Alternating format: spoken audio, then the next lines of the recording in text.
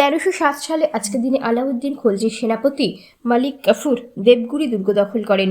1351 সালে আজকের দিনে ফিরোজ শাহ তুগলক দিল্লির সিংহাসনে আরোহণ করেন। 1793 সালে আজকের দিনে চিরস্থায়ী বন্দোবস্ত ব্যবস্থা ঘোষিত হয়। 1861 সালে আজকের দিনে লন্ডনে প্রথম ট্রাম চলাচল শুরু হয়। 1902 সালে আজকের দিনে বাংলায় অনুশীলন সমিতি গঠিত হয়। 1918 সালে আজকের দিনে জার্মান বাহিনী সোমে নদী অতিক্রম করে। 1940 সালে আজকের দিনে শেরে বাংলা A.K. ফজলুল হক উত্থাপিত লাহোর প্রস্তাব মুসলিম লীগের সভায় গৃহীত হয়। 1946 সালে আজকের দিনে লর্ড লরেন্সের নেতৃত্বে ব্রিটিশ ক্যাবিনেট মিশন ভারতে আসে। 1956 সালে আজকের দিনে পাকিস্তানকে ইসলামী প্রজাতন্ত্র ঘোষণা করা হয়।